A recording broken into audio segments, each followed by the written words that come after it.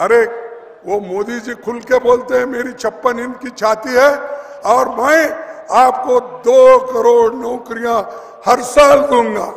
दिए वो? जो लोग जंगल लूटते हैं, जो लोग जमीन लूटते हैं, ऐसे लोग क्या गरीबों के वफादार या गरीबों के लिए काम कर सकते हैं? कभी नहीं। एक शेड्यूल ट्राइब आदिवासी बच्चे के मुंह में पेशाब किया गया, उसको को आपने शिक्षा दी? किनके लिए न्याय यात्रा? न्याय यात्रा किसानों के लिए, न्याय यात्रा युवाओं के लिए, गरीबों के लिए काम करने वाले हैं। जो लोग हमारे पट्टे कैंसल करते हैं, जो लोग जंगल लूटते हैं, जो लोग जमीन लूटते हैं, ऐसे लोग क्या गरीबों के वफादार या गरीबों के लिए काम कर सकते हैं? कभी नहीं। अरे भाई उनके घर में जाके खाना खाए ये बड़ी बात हो गई? तो इंसान नहीं है वो। ऐसी आपकी मानसिकता है। उनके घर में खाना खाए तो अछूतपन निकल गया, ये सोच वाले हैं। शिवराज चौहान को क्यों निकाला गया? क्या कारण था? पहले तुम्हारा बोलिए ना। क्या तुम्हारे को बीजेपी खत्म हो रही है इसीलिए निकाले?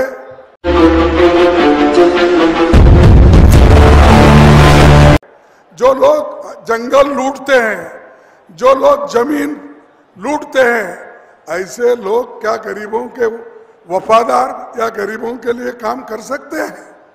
कभी नहीं। और इसीलिए राहुल जी ने ये न्याय यात्रा निकाली है। किनके लिए न्याय यात्रा? न्याय यात्रा किसानों के लिए, न्याय यात्रा युवाओं के लिए, न्याय यात्रा जो लोगों को नौकरी नहीं है उनको नौकरी दिलाने के लिए, न्याय यात्रा जो इस अपने मध्य प्रदेश ही नहीं सारे देश में आज जो महिलाओं के ऊपर अत्याचार हो रहे हैं, अन्याय हो रहे हैं, कुचले जा रहे हैं, ऐसे उनके खिलाफ ये न्याय यात्रा है। उतना ही नहीं,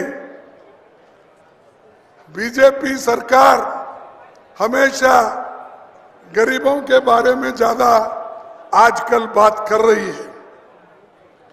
मैं पूछता हूं मोदी जी को, जब यहां आते हैं आप भी पूछिए, जब शिवराज की सरकार थी, एक शेड्यूल ट्राइब आदिवासी बच्चे के मुंह में पेशाब किया गया, उसको को आपने शिक्षा दी?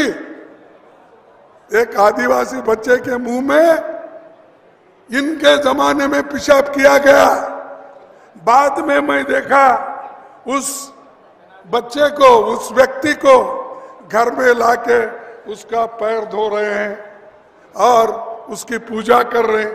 अरे बाबा, उसको पहले खाना दो, ये जो अछूतपन है उसको निकाल दो, जो गरीब है उसको कुचलने का छोड़ दो, बाद में पैर धो। पैर धोने से कोई खुश होता है?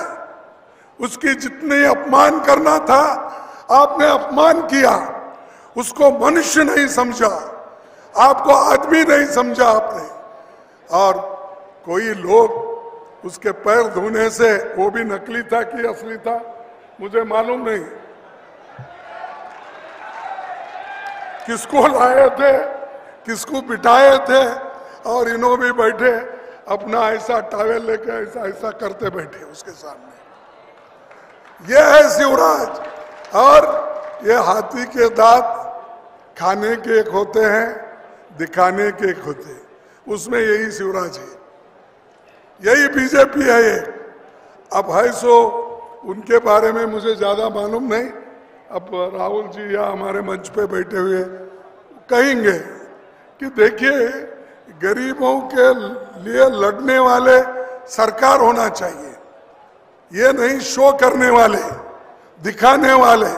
शुरू में तो शाह मोदी जी, उनके लोग तो पहले पीरियड में शेड्यूल कास्ट के घर में, दलितों के घर में जाके खाना खा रहे सो बताते थे लोगों को।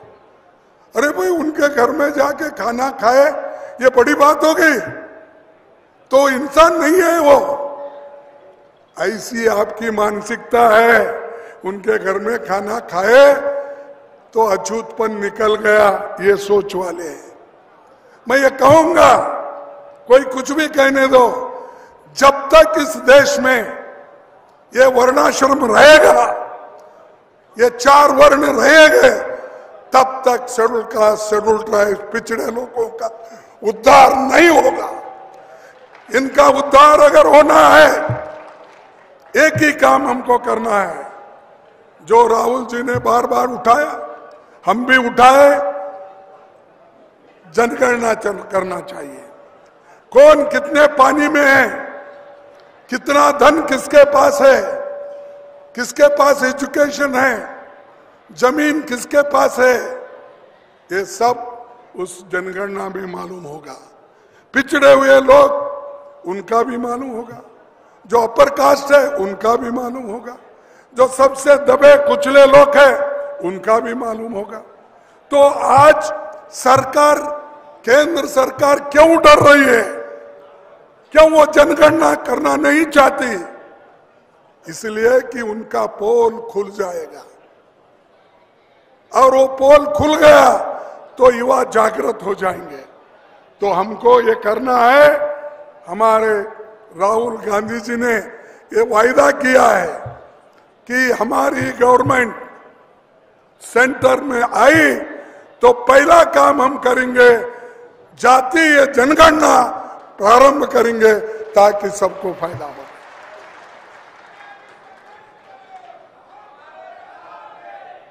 अगर मोदी है तो मुमकिन है, ये स्लोगन बहुत चलता है। तो मैं कहूंगा, मोदी के जमाने में 45 सालों में सबसे ज्यादा अगर बेरोजगारी कब हुई, तो वो मोदी जी के जमाने में हुई।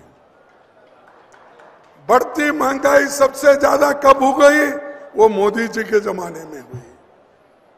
मोदी जी अमीर और गरीब में जो खाई है, वो कम नहीं कर सके, क्योंकि वो चाहते ही नहीं।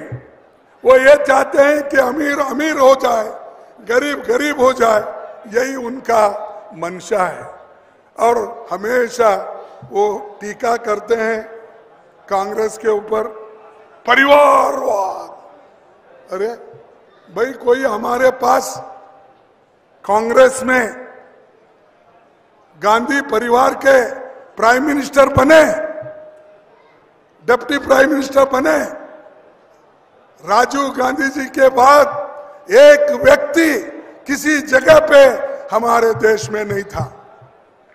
लेकिन आप लोग एक के पीछे एक लगे हुए हैं, और खुद लोग आप सत्ता के लिए लड़ रहे हो। सत्ता अगर मिली तो सोनिया गांधी जी ने ठुकरा दी, और यहां सत्ता के लिए लड़ते रहते हो बीजेपी के। और ऊपर से, और यहां लोग बीजेपी में लड़ते रहते हैं, लोग एक को निकालना, एक को रखना, सब करते रहते हैं। और मोदी जी हमेशा अपनी बात करते हैं, और हमेशा मोदी की गारंटी। अरे भाई, लोग तो ये कहते हैं, आप देश के प्रधानमंत्री हो, आप कहो तुम्हारी पार्टी की गारंटी, तुम कहो कि भाई ये बीजेपी की गारंटी। वो सब छोड़ के सभी चीजें अपने ऊपर लेकर ये मोदी की गारंटी है। क्या गारंटी है? 2 करोड़ नौकरियां देने का वायदा किया था, वो गारंटी दिए थे। क्या वो गारंटी कामयाब हो गई? अरे वो मोदी जी खुल के बोलते हैं, मेरी 56 इंच की छाती है, और मैं आपको 2 करोड़ नौकरियां हर साल दूंगा। दिए वो? ये झूठ बोल रहे हैं आप, क्योंकि प्रधानमंत्री कैसा झूठ बोलता है? या तो आप झूठ बोल रहे या नहीं तो प्रधानमंत्री। आपके जॉब में 15 लाख डालूंगा बोले, मिले आपको 15 लाख? नहीं मिले तो मोदी झूठ बोल रहे हैं क्या आप झूठ बोल रहे हैं? ठीक है, तो ये आने वाले चुनाव में 2024 में तुम डटकर मुकाबला करना होगा, एक होकर मुकाबला करना होगा। ये देश के लिए, ये देश के जमहूरियत को बचाने के लिए, देश में एकता रखने के लिए और देश के संविधान को बचा कर रखकर आगे के पीढ़ी को राह दिखाने के लिए आप काम करना है। इसीलिए वो काम आप करेंगे, ये मैं कहकर मेरे बातों को समाप्त करता हूं। जय हिंद, जय मध्य प्रदेश।